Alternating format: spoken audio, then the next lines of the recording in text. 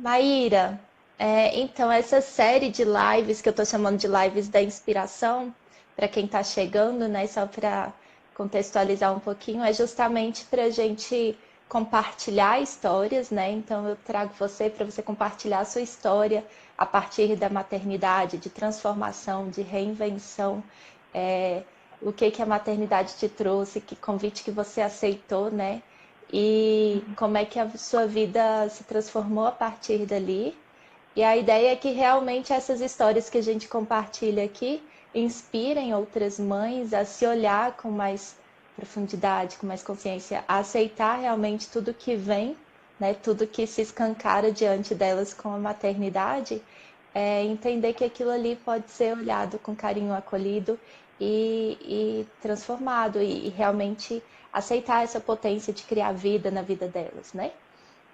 E é essa a intenção, e de mostrar que existem várias outras mães com quem a gente pode se juntar, receber apoio, né? E se fortalecer, sem caminhar um caminho sozinha, né? Isolada ali do todo, mas realmente fazer essa comunidade acontecer de mães com força, porque eu acredito muito que a gente precisa mesmo para transformar esse mundo para melhor.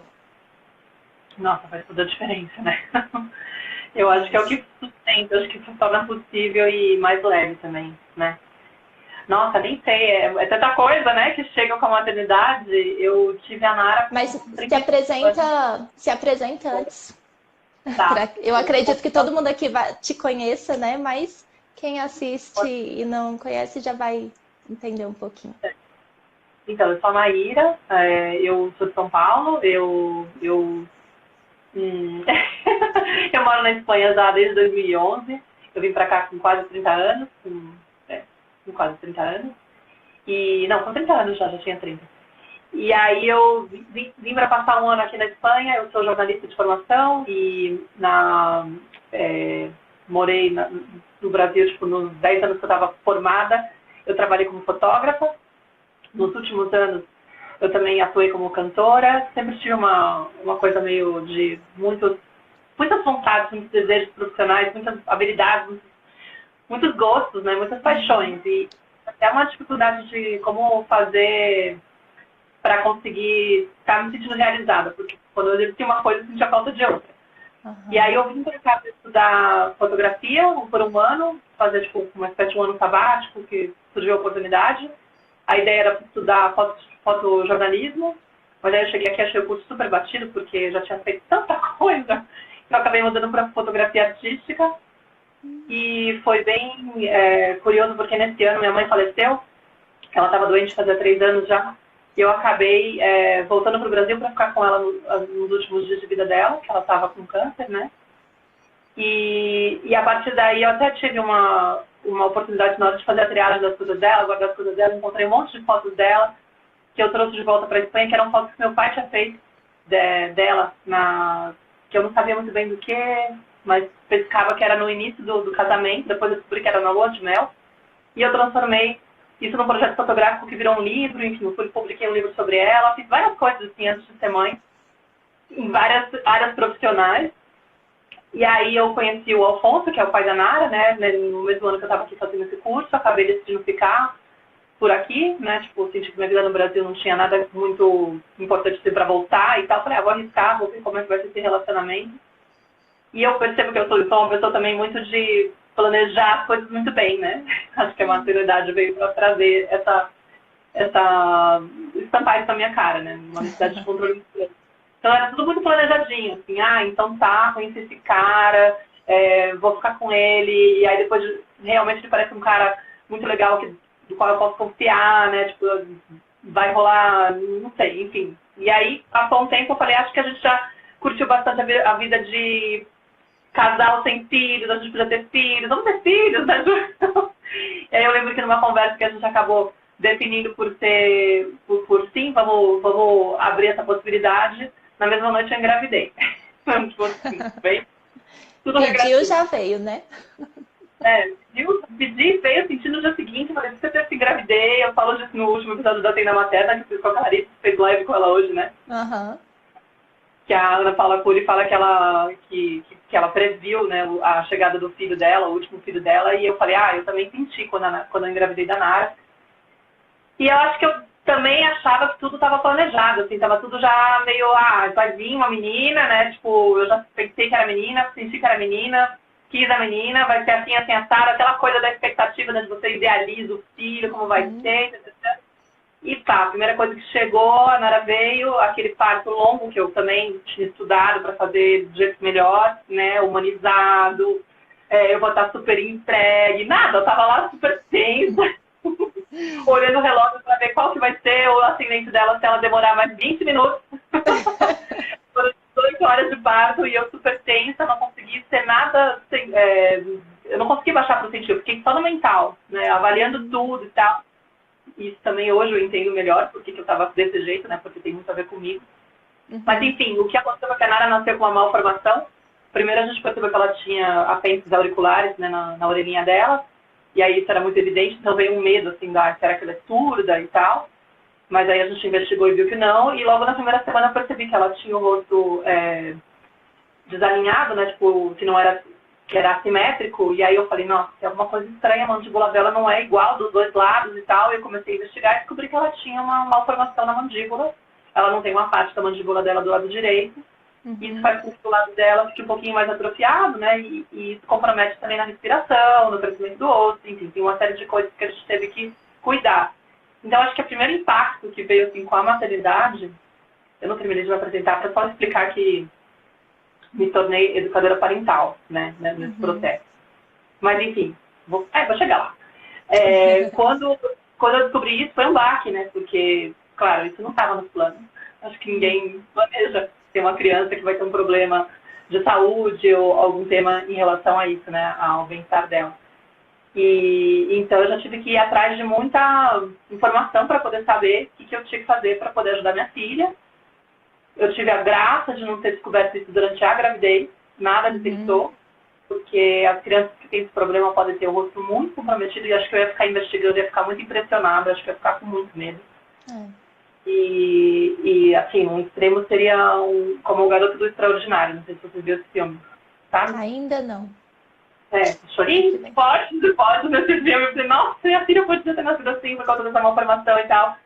Tem muitas síndromes associadas, né, à questão dela, mas ela parece que não tem nenhum comprometimento maior, assim. No entanto, ela teve atraso no desenvolvimento, ela foi daquelas meninas que, mesmo que dentro do limite, ela andou mais tarde, ela saltou mais tarde, ela ainda usa fralda.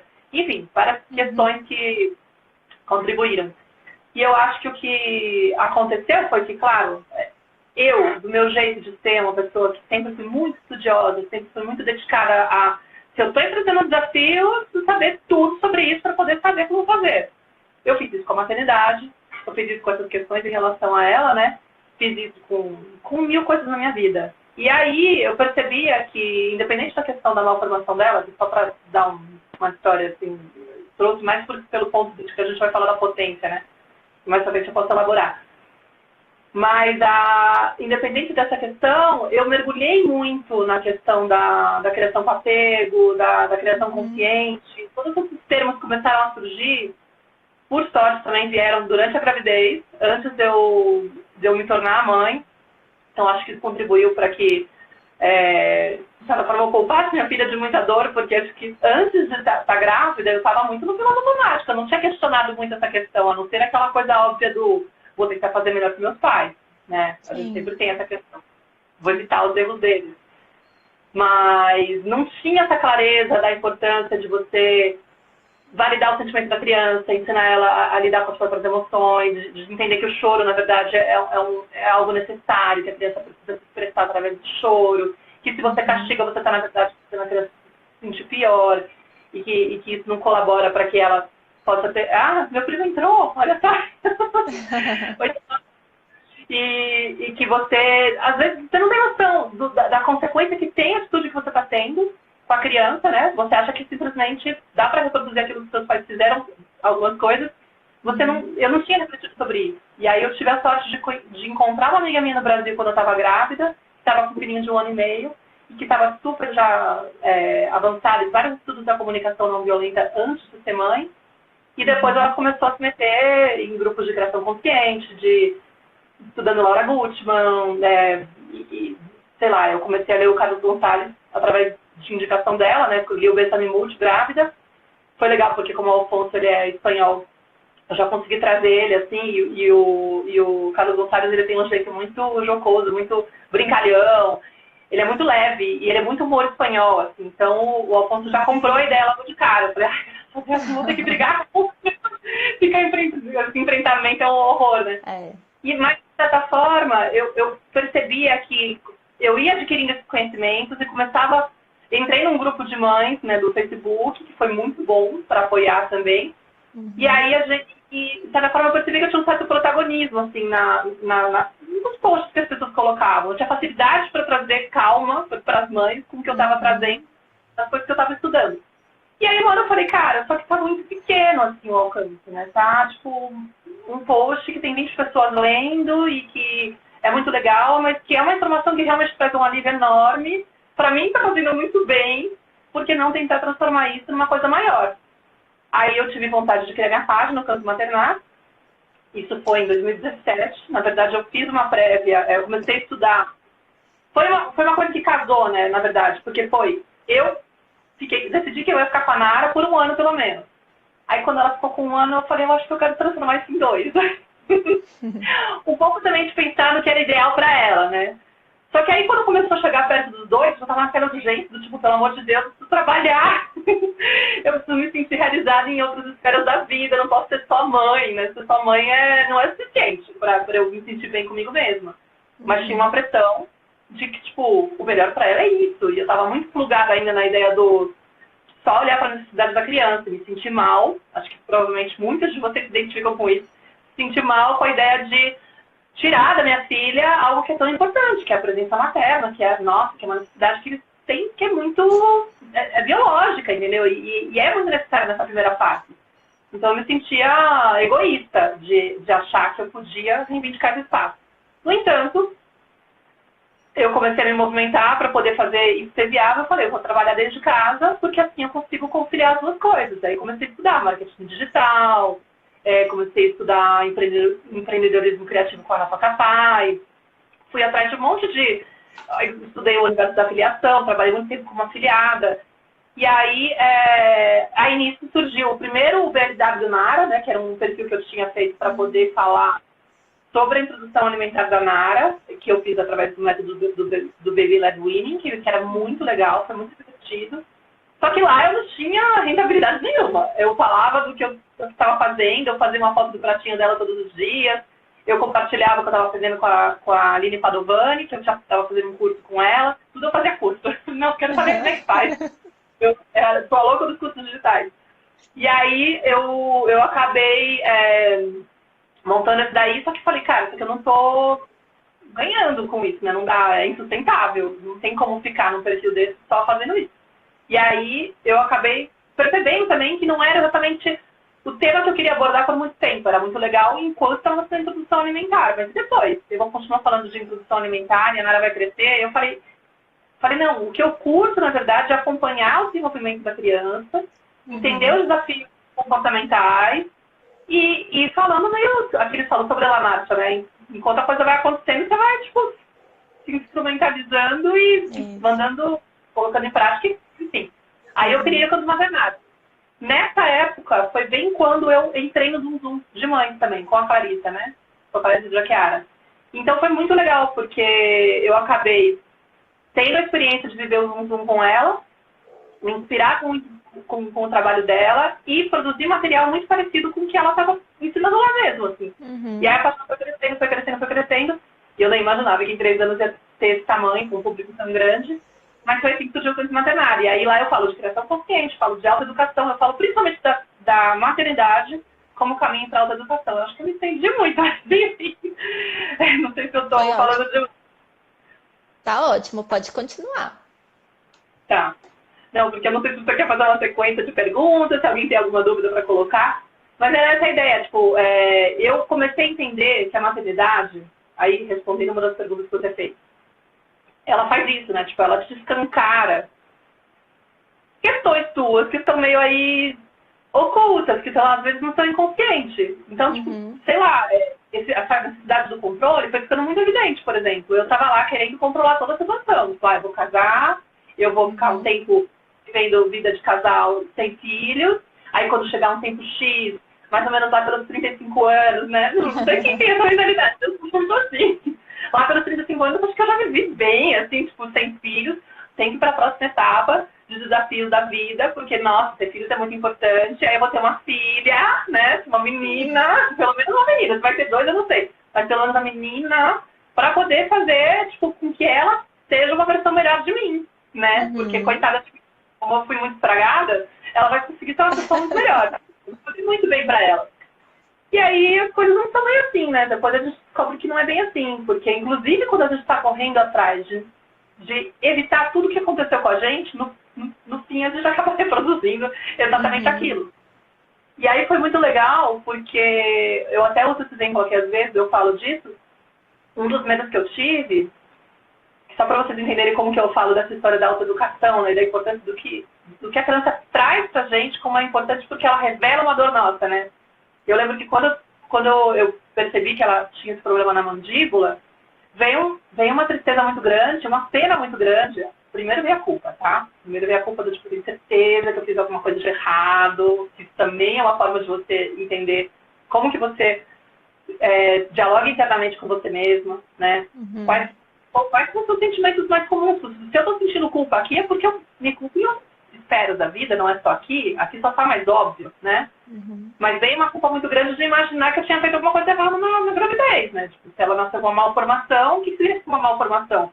Falhou alguma coisa em algum momento da gravidez. E claro que fui eu. Deve ter sido aquele vinho que eu me permiti tomar, porque o cara Rosário falou muito bem, né? Como assim? Mas assim, as pessoas com elas também. Mas aí que eu fiz, né? Tipo, fui rastrear minhas mensagens da época, meus e-mails trocados. Descobri qual que era o momento da mandíbula crescer, o que eu fiz naquela época, sabe? Fiz todo... Não, fui a detetive e descobri que eu não tinha feito nada demais, assim, não tinha nada de absurdo, entendeu?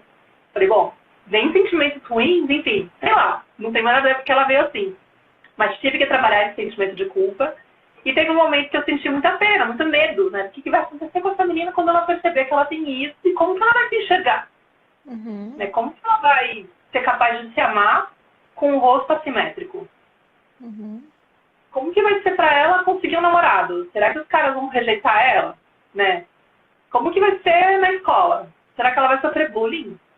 Né? Como que ela, ou melhor, não é nem que eu pensava que será que ela vai sofrer bullying, como que ela vai lidar com o bullying que ela vai sofrer? Né? Tipo, a gente já começa a colocar lá na frente. E aí depois, assim, hoje que eu estou muito mais aprofundado nos estudos sobre feridas emocionais da infância, que eu entendo como que elas atuam na gente. Hoje eu olho para essas frases que eu ouvia nessa época e eu entendo que elas são iguaizinhas às experiências que eu tive. Eu tive dificuldade para arranjar namorado, eu sofri bullying na escola, eu me rejeitava na frente do espelho, independente de ter essa questão ou não. Entendeu? Só trouxe um medo, digamos, evidenciou esse discurso interno da minha experiência e uma projeção que eu fiz nela, porque eu vivi essa experiência, e ela só tinha um motivo mais nobre para passar por isso. Mas, na verdade, o meu medo era que ela vivesse a minha história. Entendeu? Nossa. E aí era mais desesperador. Tipo, ela não só vai viver a minha história, como ela tem um motivo muito mais difícil de esconder. Como que ela vai esconder uma coisa dessas, entendeu? Não é, tipo, achar ruim que tem uma costela que, tipo, é muito magra. Eu era muito magra, eu ficava olhando no espelho e falava, nossa, é muito esquisito meu corpo, não sei o quê. Olha meu nariz que grande. E sei lá, era um monte de coisa inadequada, né? E aí era isso, assim. Hoje, olhando para a ferida da rejeição, eu entendo que a gente realmente, tipo, o meu medo era que ela fosse rejeitada, mas essa ferida é minha. Então é muito interessante, porque quando você percebe que a criança está denunciando algo que já está dentro de você, você tem a possibilidade de pegar essa informação e falar, opa, isso está demonstrando que eu não estou bem comigo mesma, que eu tenho tanto medo dela sofrer rejeição, é porque eu tenho um discurso interno de auto-rejeição. Ainda, né? Porque eu sabia que eu tinha, mas aí ficou tipo, ainda, né? Porque é uma questão que eu tive, é muito forte durante a minha vida. era uma questão de não aceitação, assim, de não me amar, assim. Eu lembro de eu confessar pro meu melhor amigo na faculdade pela primeira vez na vida, tipo, eu não me amo, eu não entendo por quê. E eu tinha um sentimento tão louco de não gostar de mim que eu não entendia nem por que eu não gostava de mim. Tipo, tudo em mim era desprezível, até o fato de eu não gostar de mim. Que não tinha motivo. Mas que bom que você já estava se questionando, né? Sim. Sim, eu já tinha essa informação, mas a percepção de que ela estava denunciando mais ainda veio com esse processo de autoeducação. Foi de começar a entender como funciona essa dinâmica, de que a criança vem e que muitas vezes o comportamento dela ou a característica que ela tem, a personalidade dela, cutuca na gente nesse sentido, sabe? Tipo, uma criança, sei lá, que é muito agitada, ela pode, e aí te incomoda pra caramba.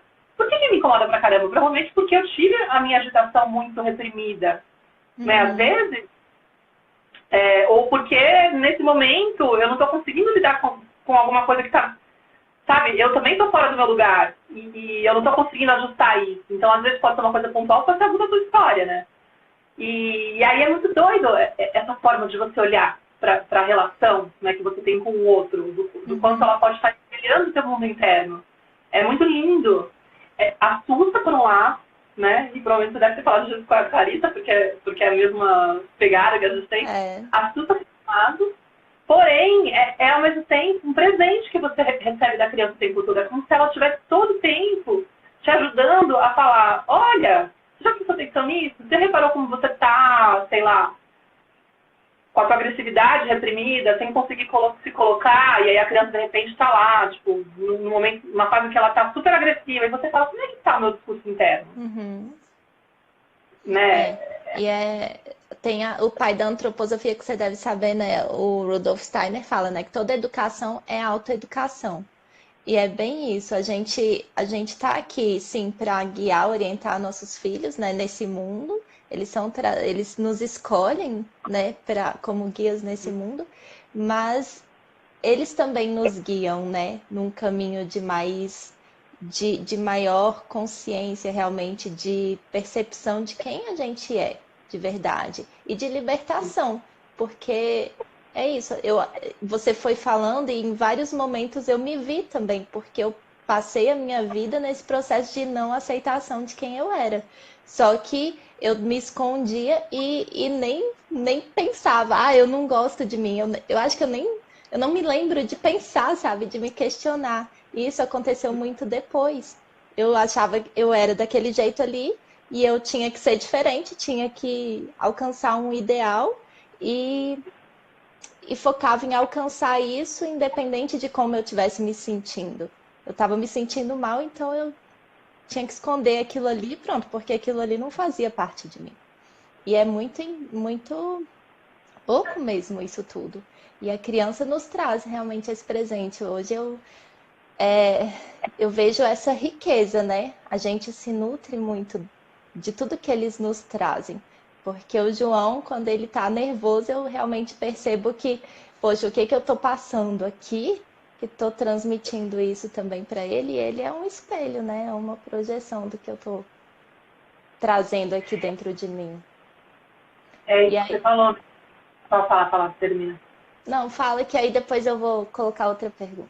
Não, eu ia falar que você falou disso, de você, que no fundo você estava se desviando de você, né? Que a criança vai se moldando para poder se sentir aceita pelos pais, pelo adulto, pelos outros, e aí depois transfere para a vida adulta e está sempre buscando aprovação externa. E realmente acaba se desviando e não aceitando quem ela é. E às vezes até de uma forma tão forte que já não se reconhece, né? Não se reconhece. E aí o filho pode ajudar nesse sentido, a relembrar, a você se reconectar com a tua essência, né? Porque ele traz justamente meio que a provocação das partes que te faltam, que você não conseguiu integrar, e aquilo vai te incomodando, porque ele está expressando uma coisa que você ainda não conseguiu integrar. E aí são sempre oportunidades, tipo, eu tenho que saber integrar essa parte, porque não existe rejeitar, colocar peso, né, para o que é, o que deve e o que não deve. Tem alguém aqui perguntando como trabalhar tudo isso quando a família acha que você está sendo permissiva. Não sei se você viu a pergunta da Renata. Tô vendo aqui. Tem 1000 coisas que eu poderia falar para você, inclusive escutar o podcast. Sugiro que você escute o podcast que eu gravei com a Clarissa, que é como lidar com as pessoas que pensam diferente de nós, porque aí acho que lá vai ter uma resposta mais completa. Mas eu diria que, assim, primeiro, ter muita confiança da sua escolha, entendeu? O que mais importa é você estar tranquilo com a sua escolha. E se você se sente muito insegura, avaliar isso. O que eu preciso conhecer mais sobre essa história para que eu não me sinta tão exposta ou vulnerável à opinião dos demais, né? É o primeiro ponto que eu diria. A outra questão talvez pensar, primeiro, você acredita que é permissivo? Você não acredita que... Acho que tem essa confusão das pessoas acreditarem que quando a gente respeita a criança, a gente tem que ceder para a criança, e não é por aí. Né? A gente, na verdade, aprende a validar, aprende a acompanhar as emoções da criança, a gente aprende a permitir que ela se expresse, né? E aí, enfim, é meio que você tem que, inclusive, questionar por que é tão importante para você ter uma aprovação externa, entendeu? Isso também é uma denúncia de que tem alguma coisa aí que você está precisando, talvez, trabalhar em você, que eu acho que lá no podcast a gente fala com mais profundidade. Porque é meio isso, assim, a gente acaba ficando tão preocupado com o que o outro está falando, né? Ah, eu só vou considerar que o que eu faço está bom se alguém disser que está bom.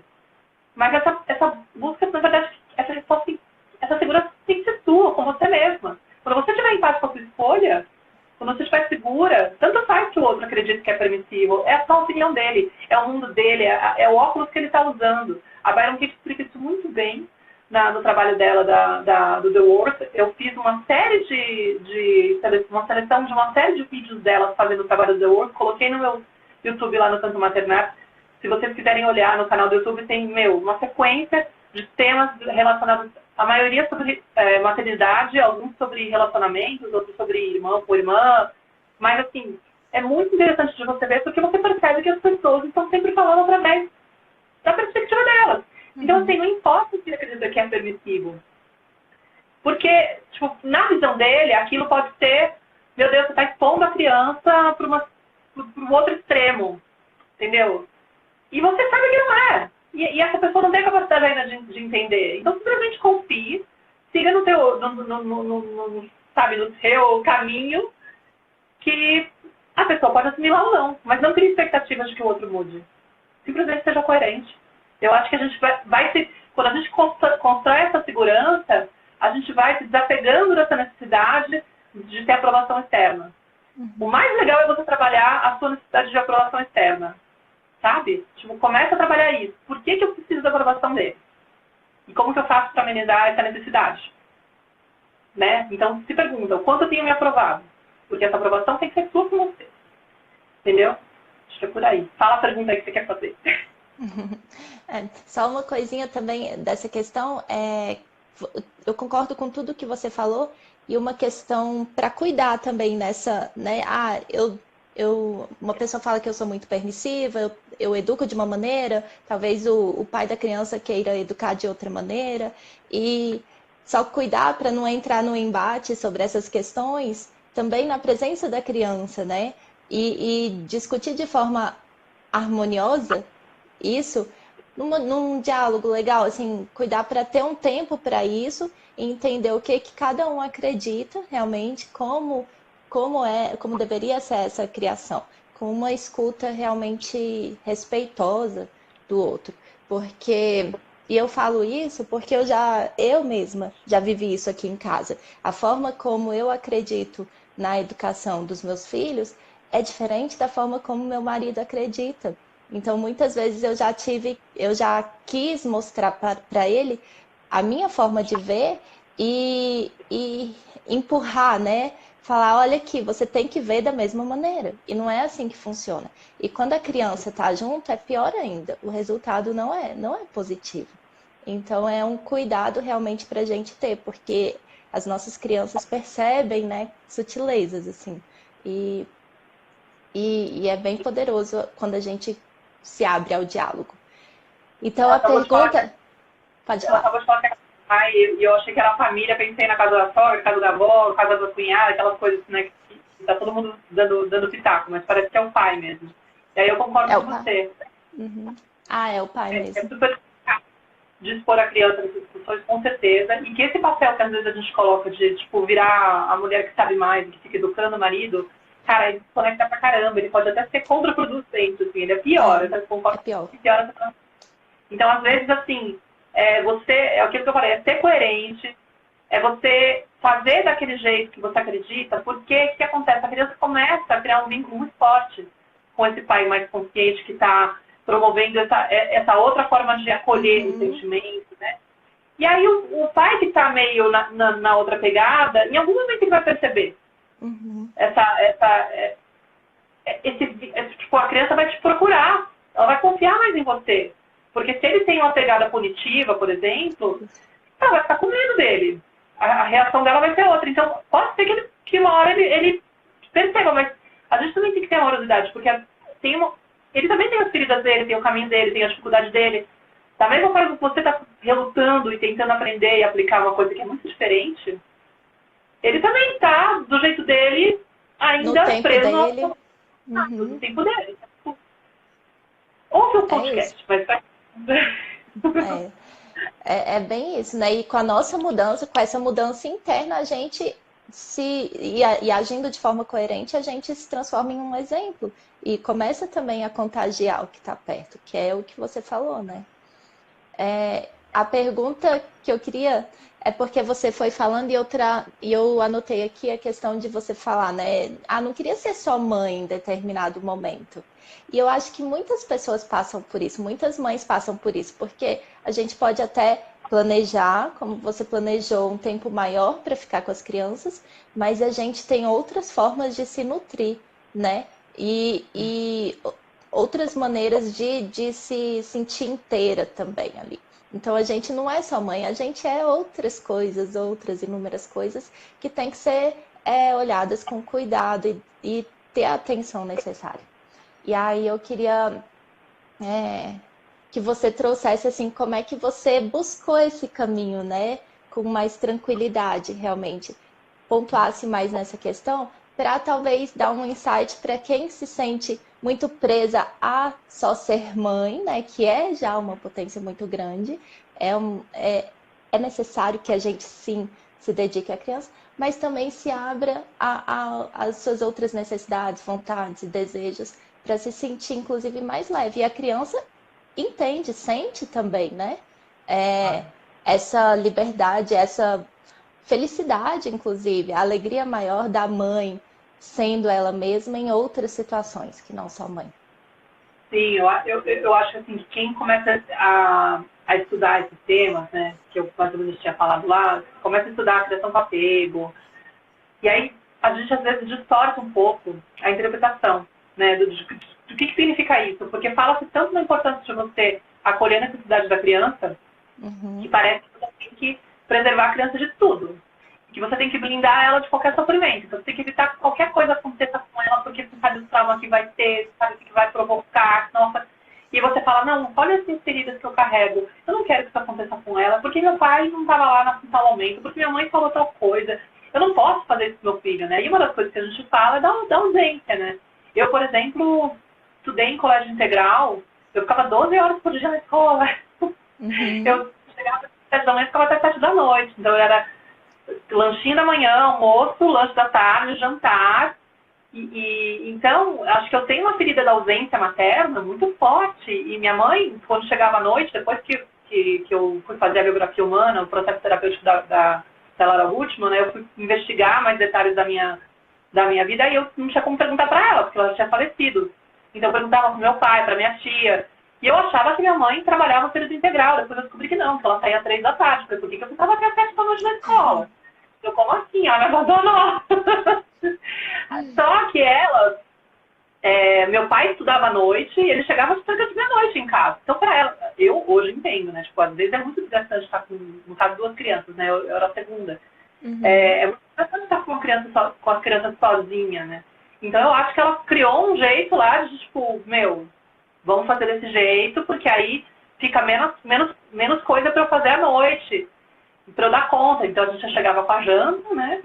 E acho que ficou, talvez, um sentimento de que muitas vezes eu adoecia muito, assim, acho que para poder recuperar essa presença materna, E aí, quando eu fui tentar colocar a Nara na escolinha a primeira vez, eu não consegui, eu não banquei, eu fiquei muito mal. Eu vi ela com os bracinhos assim de desespero, ela estava com quase 2 anos, eu acho.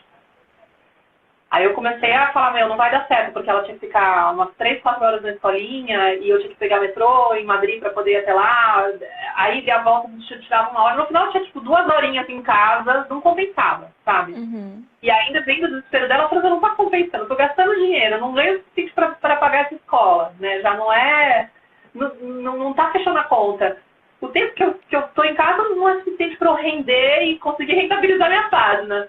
Ainda vejo minha filha sofrendo desse jeito, pelo amor de Deus, eu lembro de eu conversar com a professora chorando, assim, desesperada, eu tirei ela, consegui um esquema de deixar ela com uma cuidadora que vinha, uma babá que vinha, que eu dividia junto com uma vizinha, que tinha um filho da mesma idade que a Nara, e aí foi ótimo, assim, porque a gente tinha um esquema que ela fazia pedagogia, e ela era da disciplina positiva, umas coisas mais alternativas, então ela ficava brincando com os dois, não era uma coisa daquelas que, só fica olhando a criança enquanto a criança brinca. Não, ela promovia atividades, ela sabia lidar com as emoções, acolher o choro. Era muito legal. E a Nara se dava muito bem com esse garoto, o Theo, é o melhor amiguinho dela, assim, do bairro. E então, a gente encontrou um formato que era perfeito, assim. Ela ficava 4 horas ou na nossa casa, indo pro parque, né, ou na nossa casa, na casa da minha vizinha, né, que era minha melhor amiga.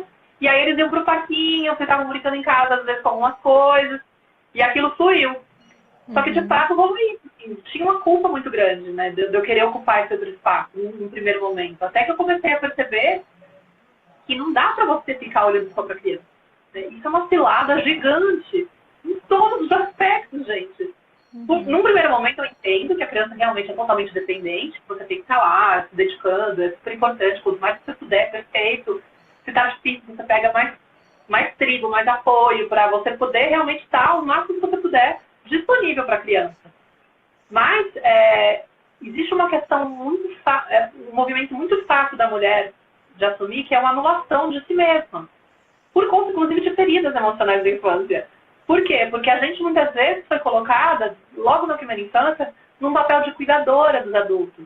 Teve uma inversão.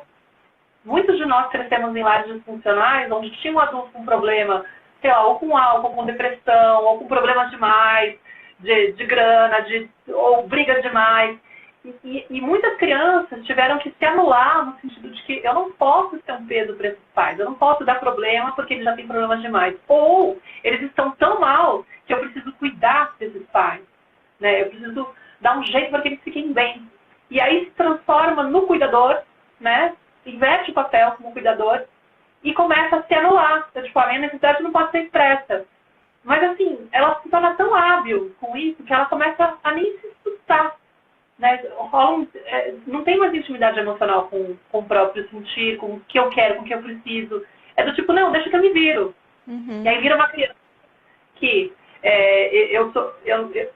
eu me viro, eu sou independente, eu sou boazinha, né? Eu sou a boazinha, né? Eu não dou trabalho para ninguém, eu não sou um peso para ninguém, mas no fundo fica uma sensação, eu não sou merecedora de cuidado, de atenção. Eu não tenho direito a pedir atenção. Não. Inclusive, eu não preciso, entendeu? Tipo, tem um lado que eu sou a fodona, né? Tipo, deixa pra mim, deixa que eu me viro, não se preocupa comigo. Eu lembro que quando a minha mãe ficou doente, teve uma época que eu fui atrás de terapia, meu pai falou assim, mas por quê? Tipo, você tá sempre bem? Ele ficou meio assustado. E aí eu pensei, nossa, que louco, né? Realmente a gente assume um personagem, assume uma imagem, não só para si, mas todo mundo se vê assim. Então ninguém vai acreditar que você precisa dessa ajuda, ninguém vai te oferecer, porque você é aquela que está sempre lá pelo outro, você está sempre de boa, está sempre olhando para o ponto positivo do crescimento, né? Eu sou meio assim, só que eu criei uma página que fala disso. Mas tem o lado perverso disso, que é, eu não me dou o direito do cuidado. Para eu buscar ajuda, eu tenho que fazer um esforço, tenho que fazer um trabalho interno de entender que eu mereço, em primeiro lugar, entendeu? Pedir. Então, muitas vezes, e é interessante isso, porque é muito sutil, muitas vezes a gente reclama que não tem tempo para si, né? Ai, não tenho tempo para mim, não sobra tempo, eu tenho que, olha só, porque tem a louça, porque tem a criança, porque tem o marido, porque tem, sei lá, o trabalho, sei lá. Só que a gente também não sabe reivindicar. Uhum. sabe cavar esse espacinho. Ninguém vai colocar na tua agenda, ó, agora você tem meia hora pra você. Quem tem que fazer isso é você. Entendeu? Às vezes a gente não percebe que esse é o nosso jeito da gente se enxergar no mundo. A gente quer se sentir importante. A gente se sente realizada sendo a pessoa que cuida de tudo. Só que sem querer, a gente entra nesse lugar. Aí por que a coisa do cuidado não é perigoso? De estar só olhando para os demais, que pode até ser um vício nosso, de estar sempre no lugar de quem cuida, olha para o outro, se sente bem, porque é isso é o certo, isso é legal, olha que lindo. E eu sou a melhor mãe do mundo, porque eu estou lá disponível para o meu filho o tempo todo. Só que sem querer eu estou falando o que para ele? Você não tem que olhar para você. Entendeu? Tipo, sem querer eu estou inspirando ele assim, entendeu? Eu estou passando essa informação. Esse é o modelo que eu estou sendo. De alguém que se anula, que não sabe se escutar, porque é sempre mais importante o bem-estar dos demais. E aí, sem querer, você vai ficando desnutrida. Porque se você não sabe colocar esse espaço para você está sempre doando. Mas tem uma armadilha por trás. No fundo, você está louca para receber. Só que você não sabe. Você acha que seu doar é genuíno, seu doar é de alma, é o seu jeito, é como você acredita que é o certo. Você se sente linda fazendo aquilo, entendeu? Só que você está desesperado, você está esgotado, você está desnutrida, você não tem paciência. E aí vem também a criança, de certa forma, te ajudando a identificar isso, porque você está, de repente, gritando com ela e falando, mas não era isso, entendeu? Porque, como assim? Tipo, dentro da minha coisa de controle, era aquela história, não, eu vou ter uma filha, eu vou tratar ela exatamente como os livros estão dizendo para eu tratar, né, e vai dar tudo certo. Essa é uma menina sem trauma. Né?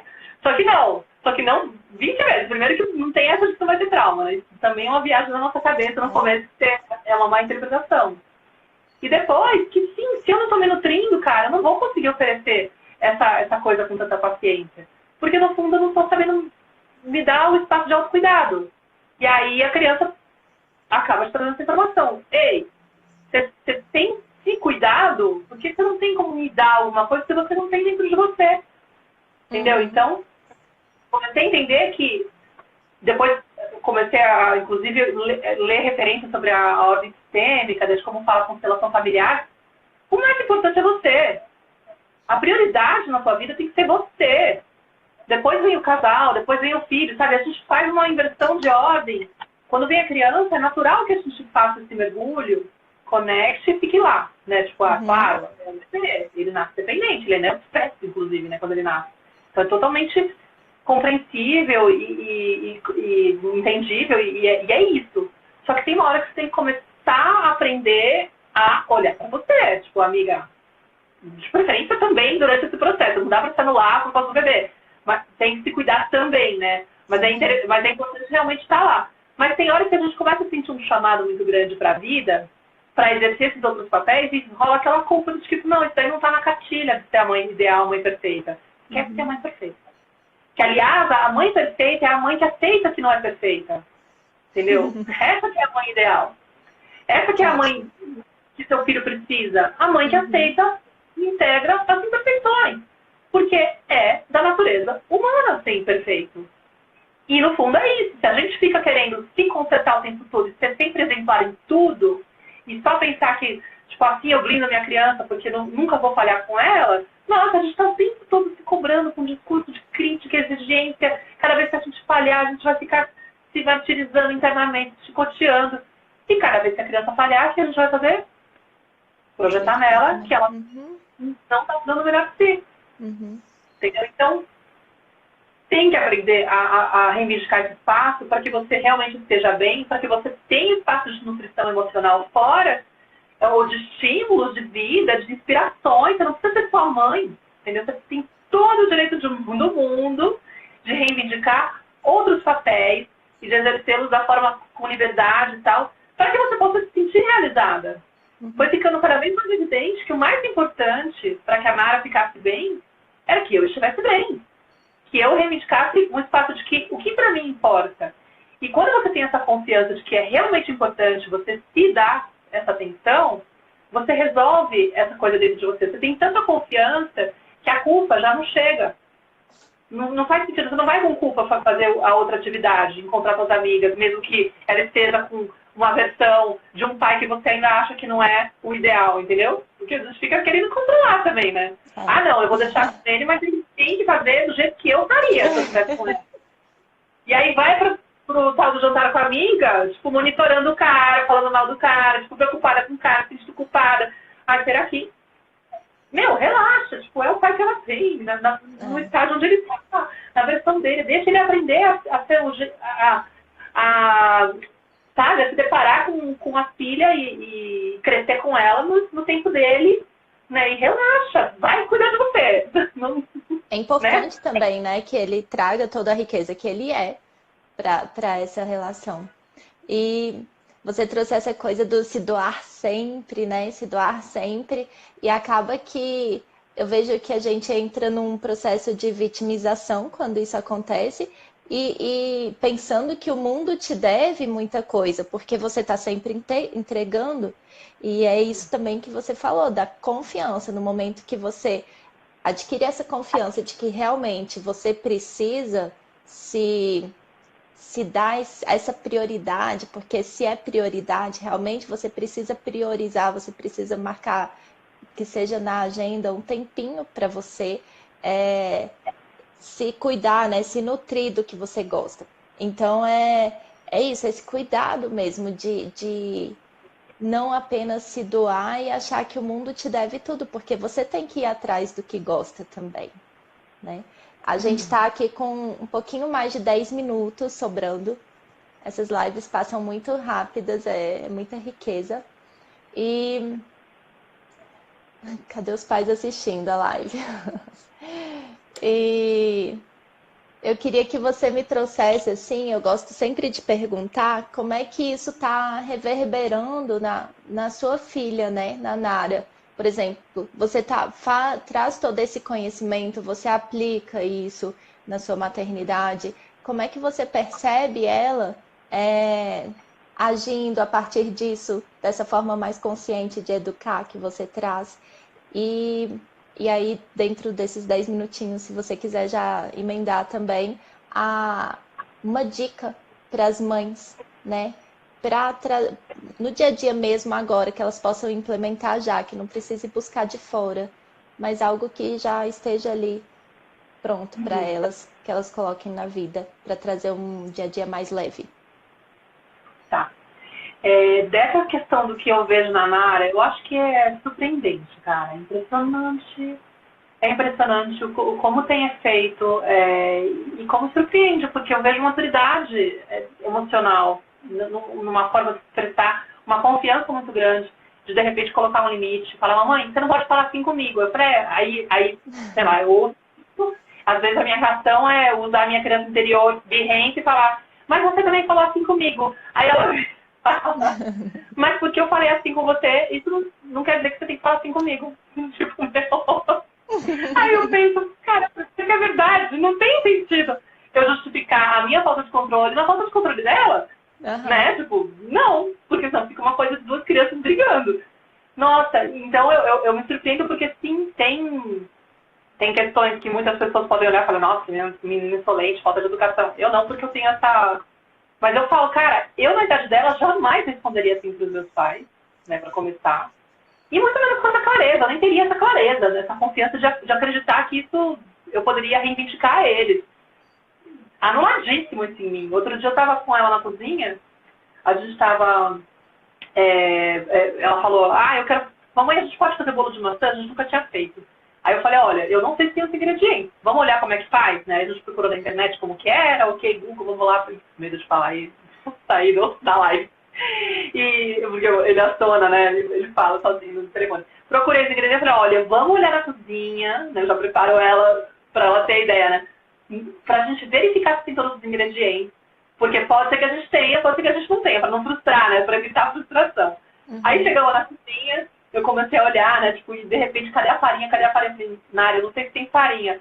Aí ela começou, universo, tem que ter farinha. Universo, tem que ter farinha. Universo, faz ter farinha. Aí começou a pedir. E aí, de repente, ela se fechou no lado da cozinha que tem uma porta de vidro, ela se fechou lá dentro, coisa que ela nunca faz. E ficou lá um tempo e voltou. Eu falei, o que aconteceu? Aí eu estava usando meu truque para ficar mais calma. Do tipo, acho que ela percebeu que ela ia ficar nervosa. Aham. E ela meio que fez uma pauta positiva. Ela Que improvisou incrível. uma pauta positiva. Do tipo, eu vou me afastar, me acalmar. Por quê? E aí é um trabalho de formiguinha que vai fazendo, que eu sempre falo na página que as pessoas, elas querem muito resultados imediatos, né, com a questão do comportamento. A criança está sendo agressiva, a criança está alterada, perdeu a calma, não sei o quê. E aí, tipo, eu tenho que fazer isso e aquilo, não dá certo. Gente, não é que não dá certo. Às vezes é um investimento a longo prazo. Naquele momento ela não deu conta, né? Mas se você vai inspirando a criança do caso, criar um cantinho da calma ou fazer uma pausa positiva, se você serve de modelo para essas situações, do tipo, quando você está fazendo a cabeça, você está fácil e fala, olha, eu preciso sair um pouquinho, porque eu não estou muito bem, eu tô com medo de gritar com você, eu falo isso para ela, eu preciso respirar a calma, daqui a pouco a gente conversa, eu fiquei nervosa.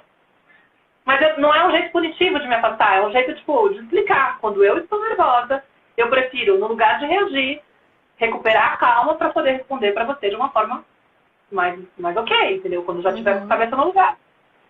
E aí ela vai se esperando naquilo, entendeu? E de repente ela faz isso na minha frente, com 5 anos. Então, pra mim, acho que tem muito desses momentos em que eu percebo isso, entendeu?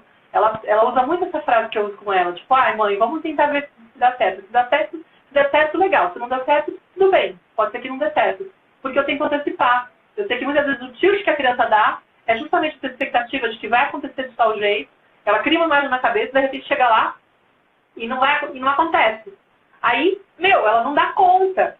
Então, muitas vezes, sabendo que pode ser que não vai acontecer, que você já sabe aquela situação, a gente vai lá encontrar a sua amiga, mas pode ser que a sua amiga não esteja lá. Eu já preparo ela. Pode ser que ela esteja lá, pode ser que ela não esteja lá. Eu prefiro avisar no começo, para ela já ter uma imagem de sim e não, né? Do que chegar lá, a criança não tá, e ela, eu queria ter falado aqui, não sei o que. Facilita muito, é muito legal. É muito legal. Então, acho que nesse sentido ajuda.